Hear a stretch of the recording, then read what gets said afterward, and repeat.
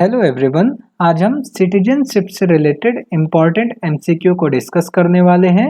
ये सारे क्वेश्चन जो है या तो यूपीएससी ने या फिर ये अलग अलग स्टेट पीसीएस पूछे रखे हैं ये सारे क्वेश्चंस। ओके, तो आपको एटलीस्ट 80% का आंसर इनमें से ज़रूर पता होना चाहिए, क्योंकि ये सारे क्वेश्चन बहुत ही सिंपल हैं। तो एटलीस्ट अगर आपने एक बार भी ये वाला चैप्टर पढ़ा हुआ है ना, तो आप इजीली इसका आंसर दे सकते हो। ओके, बात करते हैं फर्स्ट क्वेश्चन का।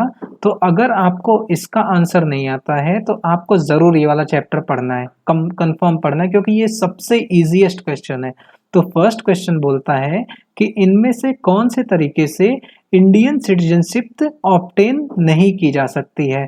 By the birth citizenship obtain नहीं की जा सकती है, या फिर by the way of naturalisation Indian citizenship नहीं मिल सकती है, या फिर जब भी इंडिया किसी पार्ट ऑफ लैंड को एब्जॉर्ब करता है तो इसके थ्रू जो है इंडियन सिटीजनशिप नहीं मिल सकता है, या फिर इंडियन बैंक्स में मनी डिपॉजिट करके इंडियन सिटीजनशिप नहीं मिल सकता है। ओके, तो आपको बताना है कि इनमें से कौन से तरीके के थ्रू इंडियन सिटीजनशिप नहीं मिल सकता है। ये क्वेश्चन जो है बिहार पब्लिक सर्विस कमीशन ने पूछा हुआ है।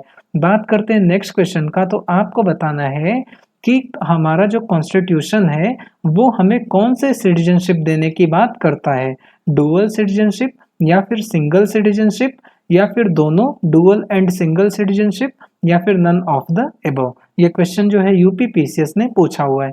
बात करते हैं नेक्स्ट क्वेश्चन का। तो आपको बताना है कि under the citizenship amendment act 2015 इनमें से कौन जो है वो एलिजिबल नहीं है रजिस्टर करने के लिए as a OCI card holder. Okay, मैं अगेन रिपीट करता हूँ इस क्वेश्चन को कि under the citizenship amendment act 2015 इनमें से कौन जो है वो एलिजिबल नहीं है रजिस्टर करने के लिए as a OCI card holder. Okay, एक माइनर चाइल्ड जिसके पेरेंट्स जो है वो इंडियन है, इंडियन सिटीजन है, या फिर इंडियन सिटीजन का फॉरेन स्पाउस, या फिर वह इंडियन जो कि पाकिस्तान को माइग्रेट कर गया था आफ्टर पार्टीशन, वो एलिजिबल नहीं है, या फिर नन ऑफ द अबव। ये क्वेश्चन जो है यूपी पीसीएस ने पूछा हुआ है।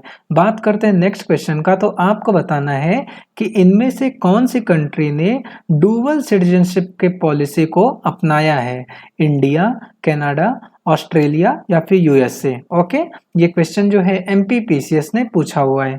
बात करते हैं नेक्स्ट क्वेश्चन का। तो आपको बताना है कि इनमें से कौन से बॉडी के पास अथॉरिटी है कि वह सिटीजनशिप के एक्विजिशन के लिए कंडीशंस प्रिस्क्राइब कर सके। ओके, मैं अगेन रिपीट करता हूं कि इनमें से कौन सा बॉडी जो है उसके पास अथॉरिटी है, उसके पास पावर है कि वो सिटीजनशिप के एक्विजिशन के लिए कंडीशंस प्रिस्क्राइब कर सके। इलेक्शन कमीशन, या फिर प्रेसिडेंट, या फिर parliament and state legislature jointly, यानी कि दोनों साथ में मिलकर कंडीशंस प्रिस्क्राइब कर सकते हैं, या फिर पार्लियामेंट जो है वो कंडीशंस को प्रिस्क्राइब कर सकता है। ये क्वेश्चन जो है यूपी पीसीएस ने एंड छत्तीसगढ़ पीसीएस ने पूछा हुआ है।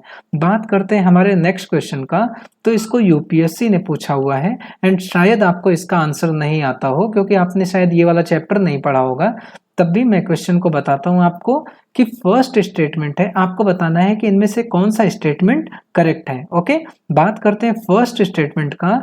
तो फर्स्ट स्टेटमेंट बोलता है कि article number 371A to 371I insert किया गया था कॉन्स्टिट्यूशन में रीजनल डिमांड्स को मीट करने के लिए इन ऑल दीज स्टेट्स, मतलब कि इन सारे स्टेट्स का रीजनल डिमांड्स फुलफिल करने के लिए ये आर्टिकल इंसर्ट किया गया था हमारे कॉन्स्टिट्यूशन में। सेकेंड स्टेटमेंट क्या बोलता है कि एक नेचुरलाइज सिटीजन है, यानी कि एक ऐसा सिटीजन है इंडिया का जिसको सिटीजनशिप कैसे मिला है, by the way of naturalisation. Okay, तो एक नेचुरलाइज्ड सिटीजन है, उसका जो सिटीजनशिप है वो कभी भी नहीं जा सकता है, he can never be deprived of his citizenship. तो आपको बताना है कि इनमें से कौन सा स्टेटमेंट करेक्ट है। ओके, ये क्वेश्चन जो है यूपीएससी ने पूछा हुआ है। बात करते हैं लास्ट क्वेश्चन का। तो आपको बताना है कि एक इंडिया का सिटीजन जो है वो अपने सिटीजनशिप से हाथ धो बैठेगा, यानी कि उसकी सिटीजनशिप चली जाएगी अगर वह इंडियन सिटीजनशिप को रिनाउंस कर देता है, या फिर वह जो है दूसरे कंट्री के सिटीजनशिप को एक्वायर कर लेता है या फिर वह गवर्नमेंट को क्रिटिसाइज करता है। तो इनमें से कौन से कंडीशन के थ्रू जो है एक इंसान जो है एक इंडियन सिटीजनशिप अपने सिटीजनशिप को लॉस्ट कर देगा, खो देगा। ओके, तो आपको ये बताना है। ये क्वेश्चन जो है यूपीपीसीएस ने पूछा हुआ था। ओके, बात करते हैं अब हम आंसर का। तो देखिए फर्स्ट क्वेश्चन का आंसर आपको जरूर पता होगा कि इन तीनों के तरीके से सिटीजनशिप हमें मिल सकती है, लेकिन बाय दिस वे हमें सिटीजनशिप, किसी भी इंसान को सिटीजनशिप नहीं मिल सकती है। ओके, तो ये वाला आंसर आपको पता ही होगा। बात करते हैं इस वाले क्वेश्चन का, तो आपको इसका भी आंसर पता होगा कि हमारा जो कॉन्स्टिट्यूशन है वो सिंगल सिटीजनशिप देने की बात करता है। डुअल सिटीजनशिप कहाँ पे है? वो है आपका यूनाइटेड स्टेट्स ऑफ अमेरिका में, जहां पे लोगों के पास दो दो सिटीजनशिप है, एक है स्टेट की एंड एक है आपका सेंट्रल का। ओके, तो बात करते हैं नेक्स्ट वाले क्वेश्चन का। तो देखिए कि ये जो हमारा सिटीजनशिप अमेंडमेंट एक्ट 2015 है ना, यह बोलता है कि कोई भी सिटीजन जो कि बांग्लादेश का होगा या फिर वो पाकिस्तान का होगा, वो रजिस्टर नहीं कर पाएगा ओसीआई कार्ड होल्डर के लिए। ओके, तो इसका आंसर क्या होगा आपका? सी। ओके, बात करते हैं नेक्स्ट क्वेश्चन का। तो देखिए मैंने आपको बताया कि जो यूनाइटेड स्टेट्स ऑफ अमेरिका है वो पॉलिसी एक्सेप्ट किया है, कौन सा? डुअल सिटीजनशिप का। ओके, तो यहाँ पे दो दो सिटीजनशिप एक इंसान का होता है जो कि यूएसए का सिटीजन है। बात करते हैं नेक्स्ट क्वेश्चन का। तो देखिए पार्लियामेंट के पास वह पावर होता है कि वो कंडीशंस प्रिस्क्राइब कर सकता है for the acquisition of citizenship. Okay, तो बस ये पार्लियामेंट के पास पावर है। इसका आंसर क्या होगा? डी। बात करते हैं इस वाले क्वेश्चन का। तो देखिए ये जो नेचुरलाइज सिटीजन है ना, इसका भी सिटीजनशिप जा सकता है।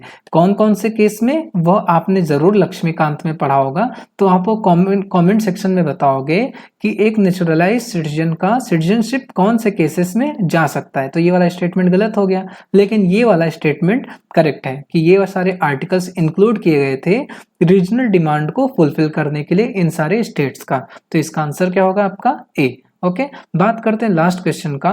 तो देखिए क्रिटिसाइज द गवर्नमेंट, ये तो आपको पता होगा कि आर्टिकल नंबर 19 के अंदर ही आ जाएगा कि आप किसी मतलब गवर्नमेंट को आपका जो एक कंस्ट्रक्टिव क्रिटिसिज्म होता है वो आप कर सकते हो, राइट। लेकिन जब भी आप इंडियन सिटीजनशिप को गिव अप कर देते हो या फिर आप किसी और कंट्री के सिटीजनशिप को एक्वायर कर लेते हो, तो आपका ऑटोमेटिकली जो इंडियन सिटीजनशिप होगा वो चला जाएगा। तो इसका आंसर क्या होगा आपका? बी। ओके, तो बस दोस्तों इस वीडियो में इतना ही। अगर वीडियो अच्छी लगे तो वीडियो को लाइक करिए, चैनल को सब्सक्राइब करिए। Thank you so much.